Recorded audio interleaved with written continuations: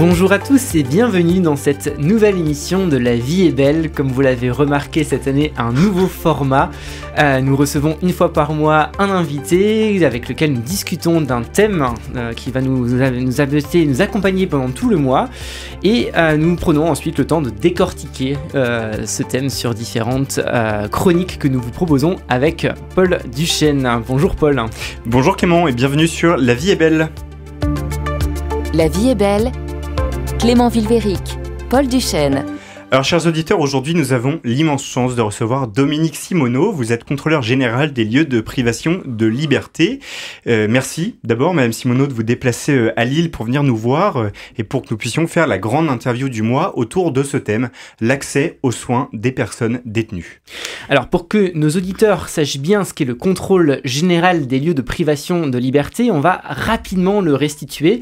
En 2002, la France a ratifié devant l'ONU un texte contre la torture.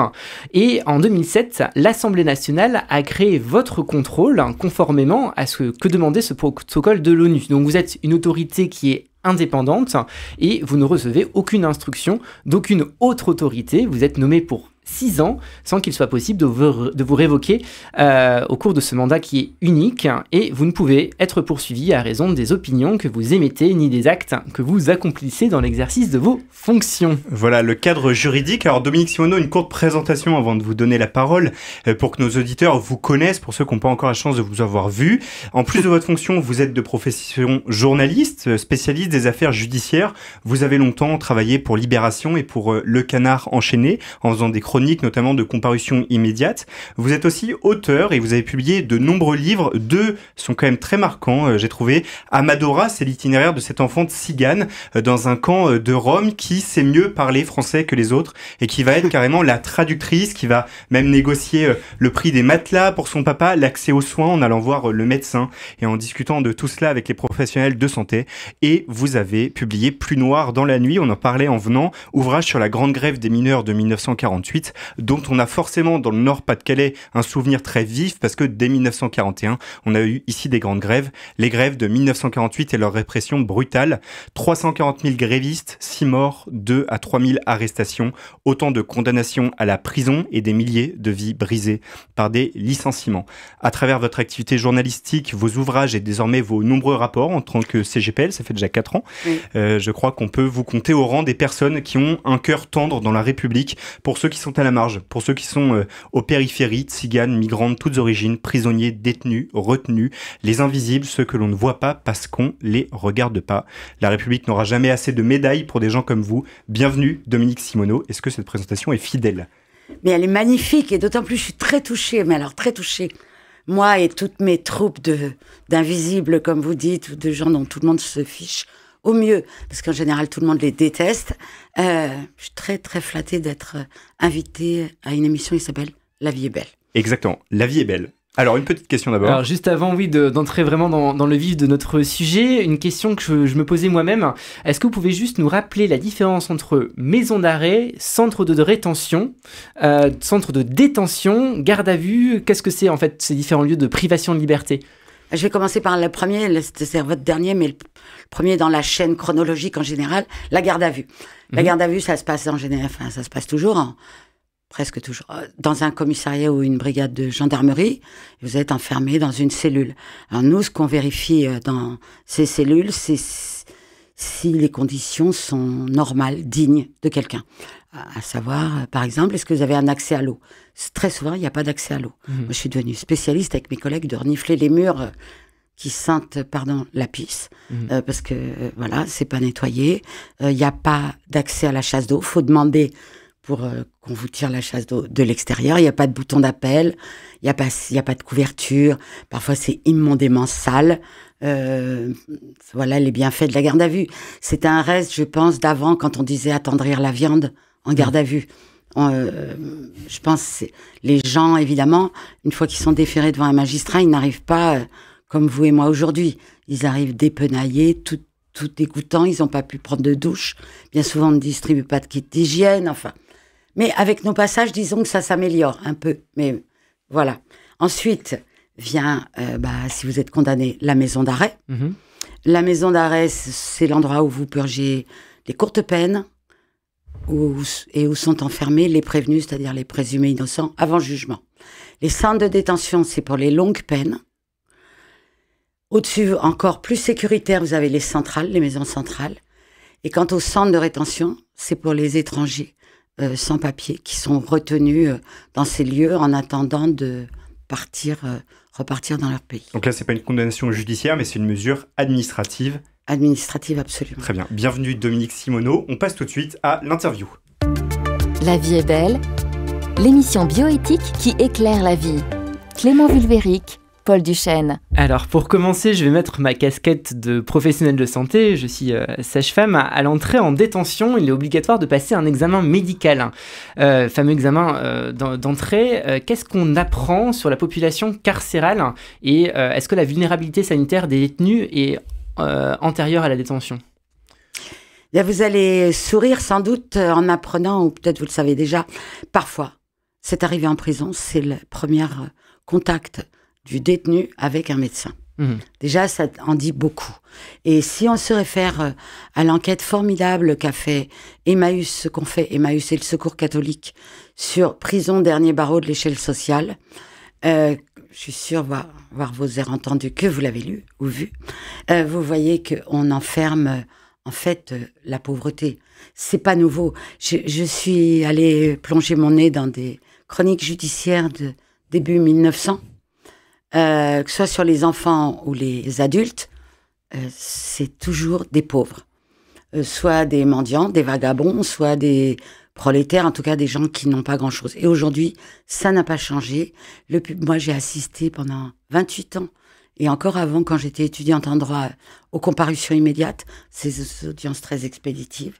Ça me passionne, il me semble que c'est un résumé de notre société, de sa part d'ombre, et de sa part de ce qu'elle ne fait pas, et de sa part d'ombre pour elle-même, parce que pourquoi ces gens se retrouvent là ? Bref, je suis sûre qu'on en reparlera, mais ce qui est sûr, c'est que c'est des gens qui n'ont pas grand-chose, qui n'ont pas eu la chance d'avoir des gentils parents qui les ont envoyés dans les bonnes écoles, ni d'avoir les bonnes écoles à côté de chez eux, ni d'avoir... Et on le retrouve dans les différentes enquêtes, y compris celles menées par nos ministères. Comme vous le dites, on a presque la moitié, 47% des détenus qui n'ont jamais travaillé. On a 52% qui ont connu dans l'enfance une assistance éducative ou un placement. Donc effectivement... oui. 41% sortent de l'aide sociale à l'enfance. Oui.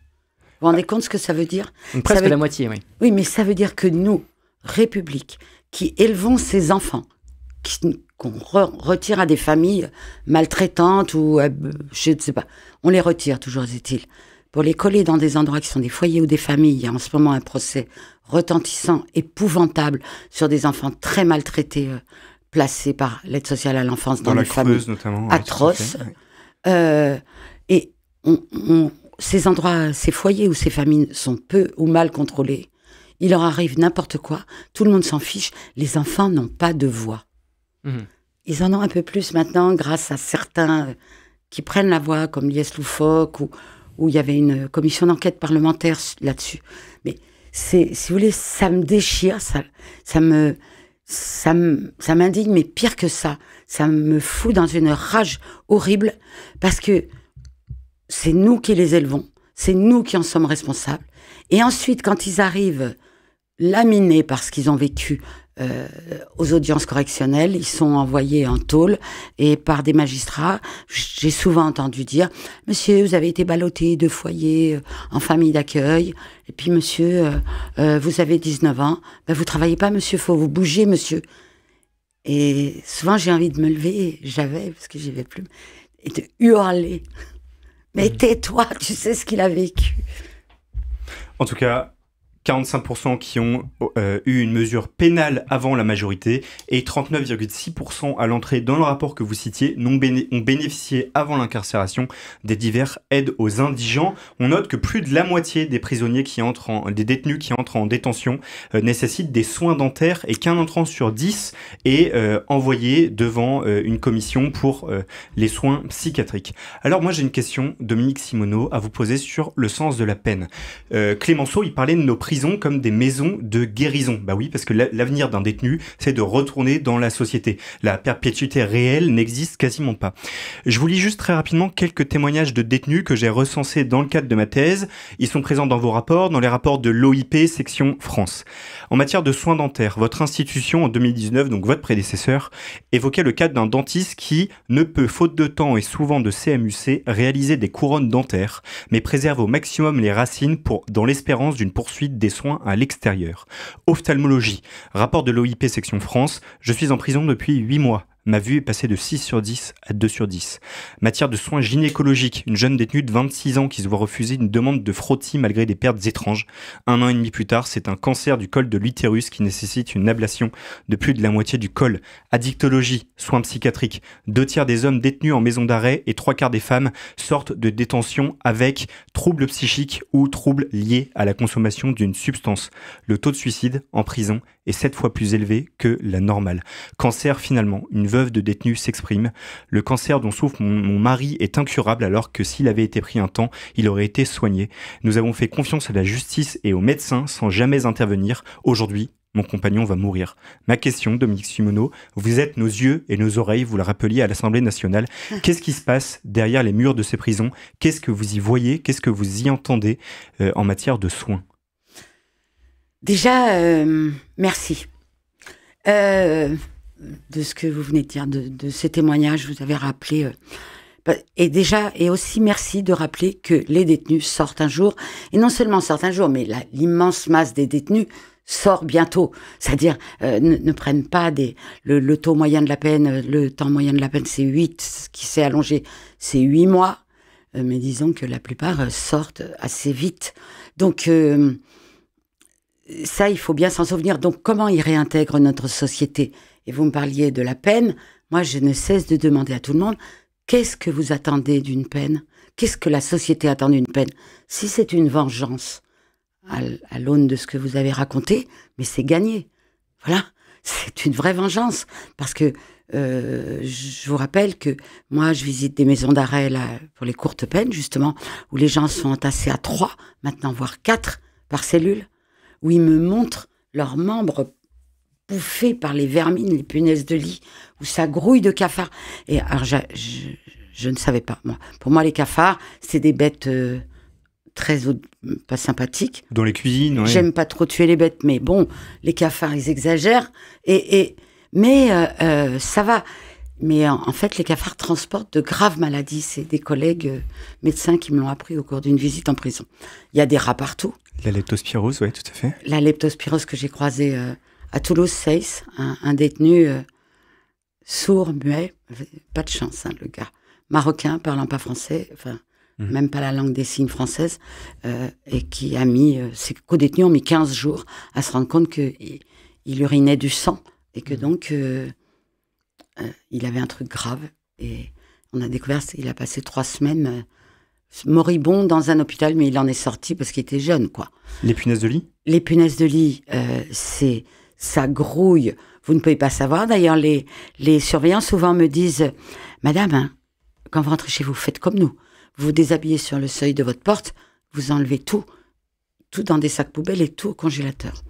Alors à Perpignan, où on est passé, où c'est un peu ce que j'ai vu de pire en matière de punaises de lit, après notre passage, il y a maintenant des congélateurs dans les coursives pour que les détenus puissent y mettre leurs couvertures, leurs vêtements. Enfin, Perpignan, enfin, faudrait... Quand vous rentrez dans les cellules, ils vous proposent de vous asseoir ou ils osent même pas de peur des punaises? Ben justement, à Perpignan, ils étaient sympas, ils étaient 6 dans la cellule. Ils me disent, asseyez-vous, madame. Puis, non, vous asseyez surtout pas. Vous asseyez pas, madame. Sinon, vous allez choper les punaises de lit, restez debout. Je dis, bon, ok, merci, vous êtes sympa de m'avoir prévenu. Chose intéressante, peut-être, les punaises de lit, le stress, les cafards, ça s'arrête pas à la porte de la cellule. Non. Les surveillants sont autant exposés que les détenus. Est-ce qu'ils sont un peu dans le même bateau, dans ce parent pauvre de la République? Est-ce que l'autre victime secrète de notre politique carcérale, c'est pas aussi le surveillant pénitentiaire? Ben, exactement. Je suis tout à fait d'accord. Et d'ailleurs, je n'arrête pas de le répéter.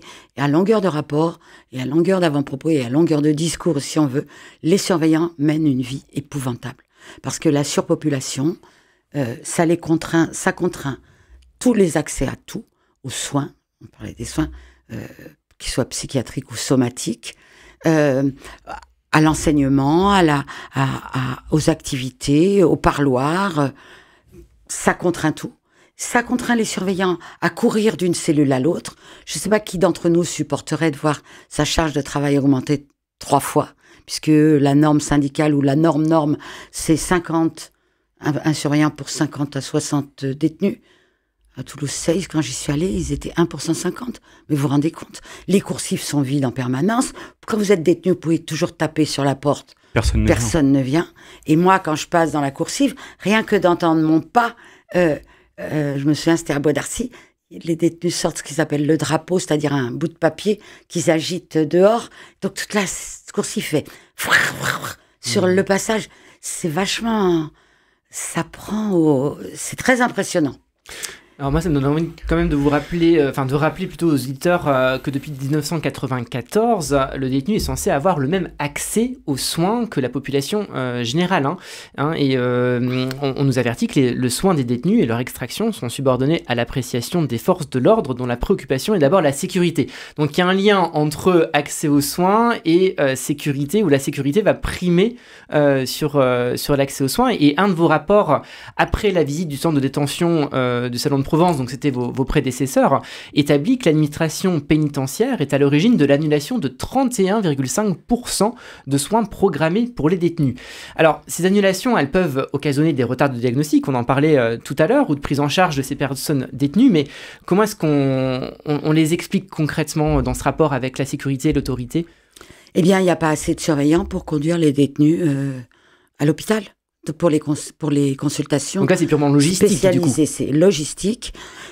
Ensuite, quand ils arrivent à l'hôpital, très souvent, ils sont menottés, entravés, et les surveillants équipés, c'est-à-dire ressemblant un peu à des Robocop.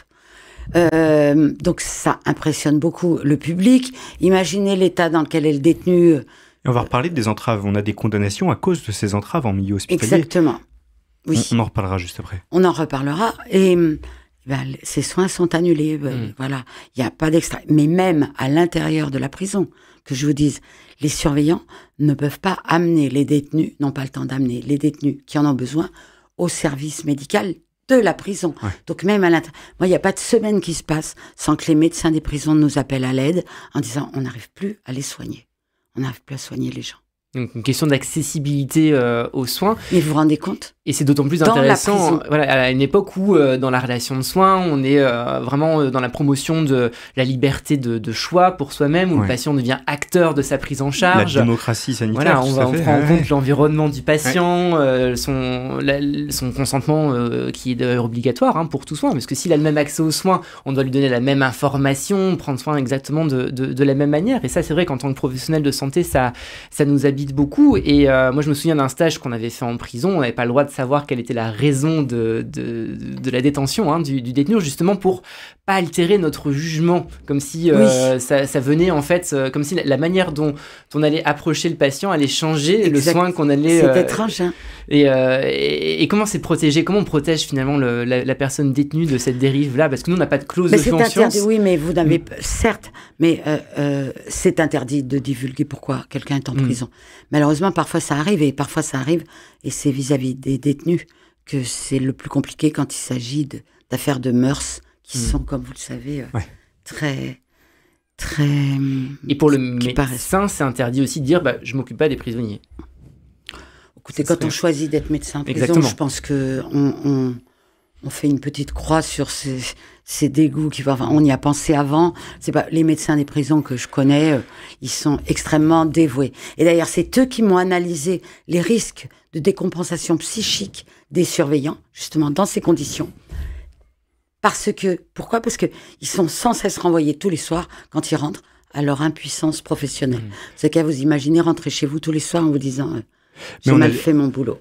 On a des situations impossibles aussi pour les détenus quand on voit, on a été condamné par la Cour européenne des droits de l'homme, par exemple dans l'affaire ENAF contre France, hein, donc là on est en 2003, ça fait quand même longtemps et rien n'a changé, comme diraient les poppies. Et en fait, c'était un patient de 86 ans qui est entravé dans le fourgon cellulaire pour aller à l'hôpital, qui la veille, à 86 ans, hein, la veille de son opération, alors que les forces de l'ordre sont aussi devant la porte, décide de renoncer aux soins, de dire en fait je les ferai quand je ne serai plus apte à être emprisonné, parce que là c'est des conditions inhumaines et je préfère refuser de me faire opérer. Maintenant, on en est là, Dominique Simoneau ? Oui, on en est là. On en est là. L'autre jour, à la maison d'arrêt de Tarbes, on m'a ouvert la porte d'une cellule. Il y avait un monsieur de 81 ans qui dormait sur un matelas par terre. Donc dans la poussière ? Oui. Dans les œufs de cafard ? Les œufs de cafard, voire les enfants de cafard, et les parents de cafard. Et la famille. Et la famille. Ouais. Donc ça, c'est pas une caricature, c'est une situation qui est courante. Je l'ai vu, et c'est pour ça, tout à l'heure avant, on disait, tant qu'on n'a pas vu les choses, c'est pas vrai. On sait comment ça se passe, oui, on le sait, on l'imagine. Mais il faut voir ce qu'on voit, nous. Et c'est pour ça que j'en veux beaucoup aux magistrats qui ne vont pas assez en prison, alors qu'ils y envoient beaucoup de monde. Et je trouve que, en tant que garant de nos libertés, gardien de nos libertés, constitutionnel en plus. Oui, tout à fait. Mais, enfin, la moindre des choses, c'est quand même d'aller voir où on envoie les gens. Et à l'exception de quelques-uns que je salue ici, eh bien, les magistrats ne vont pas voir comment ça se passe. Or, je vous jure, on ne sort pas pareil de ces visites. Merci Dominique Simoneau. On se retrouve tout de suite pour quelques mots de conclusion. La vie est belle. RCF Hauts-de-France. Dominique Simoneau, en 2015, la Cour européenne des droits de l'homme condamnait la France pour traitement inhumain et dégradant. En 2016, elle condamnait l'usage excessif de moyens de contrainte lors du transfert d'un détenu gravement malade vers un hôpital. L'individu avait été attaché à son lit d'hôpital avec des menottes, ce qui avait été jugé disproportionné et inhumain compte tenu de son état de santé. Traitement inhumain et dégradant. La CEDH a même établi, je cite, que les descriptions faites par le requérant des conditions de ces extractions ne semblent pas fort éloignées des situations qui préoccupent le Comité européen pour la prévention de la torture. Début septembre, vous avez vu avec Claire Hédron, le défenseur des droits, Emmanuel Macron, notre président de la République. Il y a 3 semaines, vous étiez, grande chance, la première invitée de la nouvelle commission, vous rendez compte, nouvelle commission des lois de l'Assemblée nationale. Ma question, c'est la suivante. Est-ce que vous avez espoir en eux ? En vous écoutant, j'ai toujours l'impression de voir Saint Jean-Baptiste ou alors Cassandre, une voix qui crie dans le désert ou alors qui annonce une catastrophe que personne n'écoute. Finalement, c'est un peu les mots de conclusion. Qu'est-ce que vous leur demandez ? Vous tenez à ce que je me flingue en sortant d'ici. Et alors, qu'est-ce qu'on fait ? Ben moi, je fais ce que, par exemple, grâce à des gens comme vous, je peux parler, m'adresser à plein de monde pour dire qu'attend-on d'une peine ? On attend qu'elle rende les gens meilleurs. On attend que les gens sortent meilleurs de détention. On attend aussi qu'elle respecte la loi, à savoir que la prison, c'est punir d'un côté, mettre à l'écart, mais c'est aussi, et c'est inscrit dans la loi, offrir des activités pour que les gens réintègrent la société dans de bonnes conditions. Ça n'est pas le cas, et c'est une honte. Et j'espère être entendue, mais je pense que pour le moment, évidemment, quand je vois le nombre de détenus qui augmente, j'en suis désespérée. Mais comme ça me met en colère, ça me donne le courage de continuer. Et puis, certains députés sont d'accord, vous savez. Ils ont peur de l'opinion publique. Moi, c'est ce que j'ai dit au président de la République. J'ai dit, voilà 4 ans que je me heurte au gouvernement qui me répond, on ne peut pas vider les prisons, mettre en place un mécanisme qui les viderait de façon intelligente, de façon encadrée, faire sortir les détenus 1 mois avant leur fin de peine. Ça n'est pas un drame, on l'a fait pendant le Covid. Parce que, me disait-on, ça ferait monter le Front National. Alors, moi, j'ai dit président de la République, j'ai dit, voilà, merci, bravo. Et le Front National et les prisons qui explosent. On se souvient qu'on vous avait vertement reproché, on avait vertement reproché à l'administration pénitentiaire d'avoir autorisé cette journée de jeu au sein d'une des prisons parisiennes, alors que tout était payé par une boîte de production, que l'État n'avait pas mis 1 centime dedans et que les prisonniers, pour une fois, avaient pu faire communauté avec les gardiens et qu'un air de jeu et d'allégresse avait soufflé derrière les murs de nos prisons.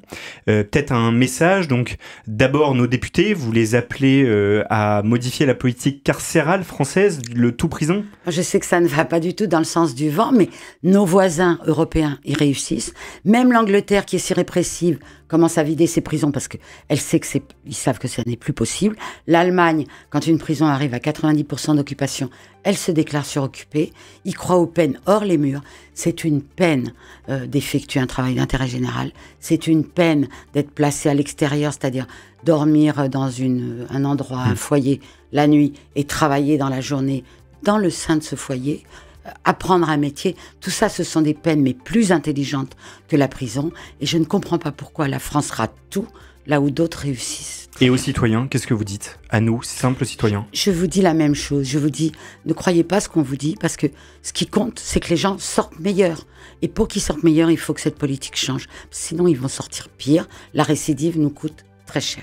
Dominique Simoneau, vous nous avez permis de porter un regard nouveau, plus riche sur le milieu carcéral et les privations de liberté. Soyez-en grandement remerciés. C'est moi qui vous remercie. Et à très bientôt et à sur très bientôt RCF. dans La vie est belle.